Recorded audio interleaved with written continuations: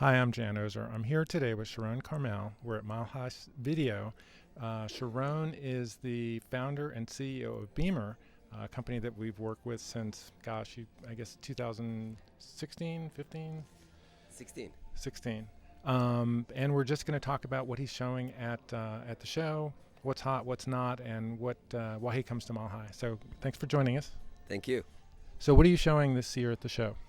Well, this year we came here with a solution for super resolution on NVIDIA GPUs.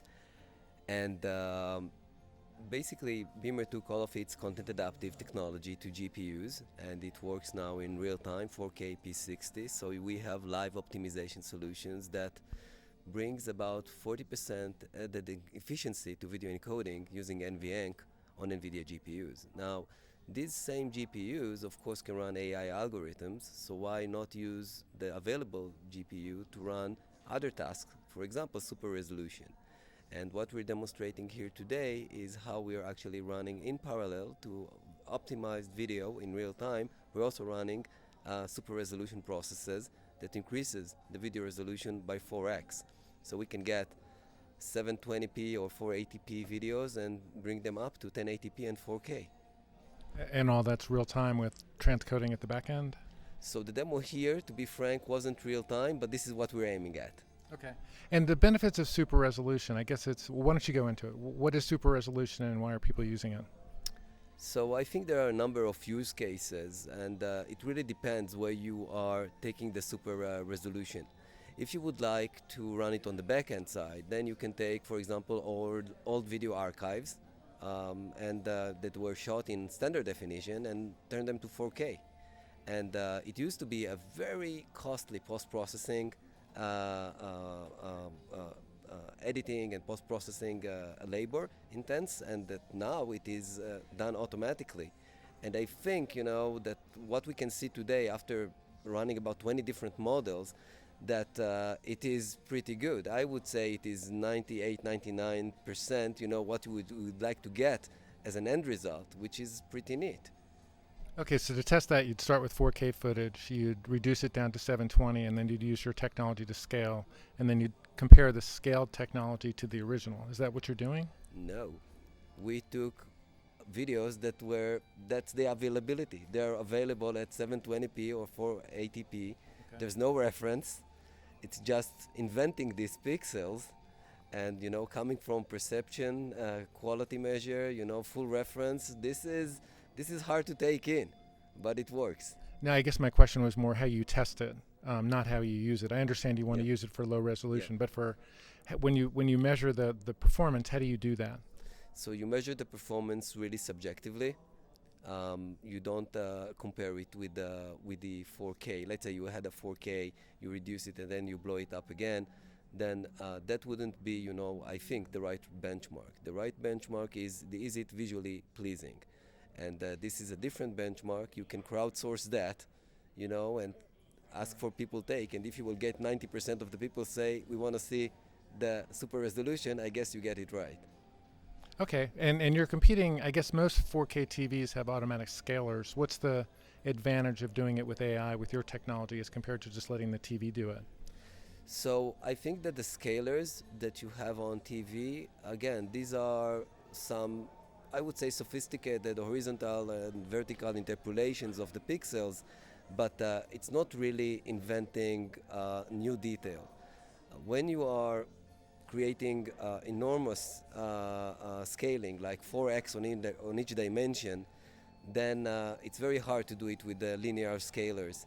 You will need to actually learn, what's important, what are the important edges, where are the details, and to enhance that.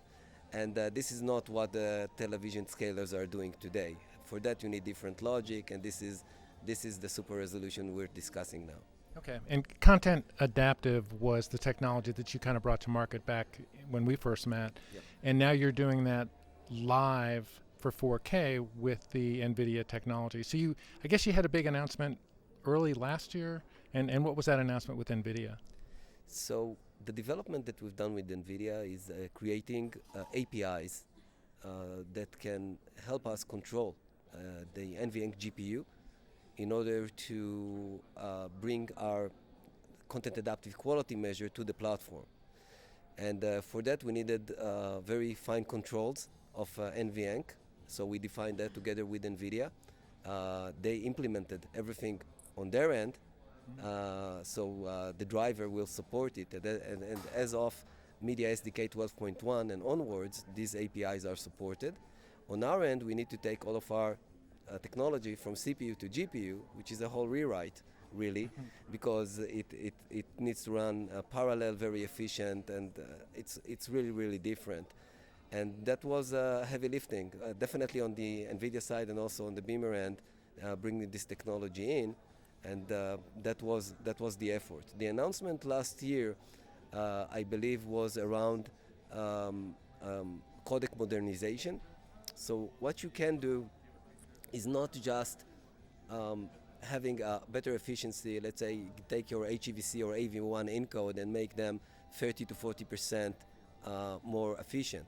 What you can do actually is taking AVC and modernize it to HEVC or modernize it to AV1, and then you have a double effect. You're enjoying the advanced mathematics of a newer codec, and you enjoy CABR in parallel.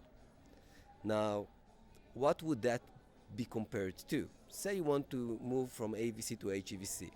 So you can say, HEVC is 40% more efficient. I'm not going to be aggressive, so I'm going to convert my AVC 10 megabits, just to make the numbers easy, to HEVC at 6 megabits. And then you will find out that even if you are conservative and you want to convert it to 7 megabits even, some of the frames will have distortions. And because it depends on the content. On average, this is true. HEVC will be 30 or 40% more efficient than AVC. That's fine. But it's on average. There are frames, that wouldn't take that. And it depends on how they're structured, and sometimes AVC is doing, on certain areas, better job than HEVC. It is what it is. Using our quality measure, then we make sure that per frame we can make that process of moving you from AVC to HEVC. You will get probably 40% or even more, depending of course on your recipes, and it will be perfect per frame. So this is the advantages of having this technology on GPU, and we announced it together with NVIDIA, and we published a joint technical paper on the subject. Okay, and CABR, as I recollect, is the technology that you basically gauge quality each encode cycle, and if the frame quality is sufficient, you leave it there. If there's more room to reduce the bit rate, you do that, but either way you set the quality level and you never get below that. So there's no it's not automatic. I mean, it's every frame is measured from a quality perspective. Absolutely. It's a quality-based rate control, and it is built in a way that it can really extract those efficiencies, that money on the table that regular rate control are actually leaving on the table. Okay, so looking more broadly at the codec side, you've got 100% Beamr users out there. What percent are using that or what percent of the video being produced is HEVC versus AVC versus AV1 versus even VVC at this point? So traditionally, before we announced our engagement with NVIDIA, we were mostly focusing on HEVC. We don't have a software AV1 solution. We have only for AVC and HEVC. And if I look at the revenues that we generated in the past years, I would say that HEVC is the lion part of our revenue. When it comes to AV1, there is a lot of requirements, especially around user-generated content and second screen viewing of AV1, and we're happy, that we have a solution now with NVIDIA, because we have a great AV1 solution which is very fast, and we add all of that efficiency of about 40% to the BD rate, and that's pretty amazing. What's your view on VVC at this point? Where's it going? When's it going to be here? Well, being in this space for many years, I can tell you that Beamr has no plans to practice VVC and create its own encoder like we didn't do for AV1. But these things takes time, and there's lots of adoption that needs to take place. A standard is a serious thing. There are many parties that needs to play along with it. there's the silicon ramifications of adding additional even encoder or decoder, I'm sorry, on the player side. So it's a big deal. What we're seeing, just as a thumb rule, is probably 10 years. It takes, from the introduction of a new codec until it gets, some beginning, of a market attraction.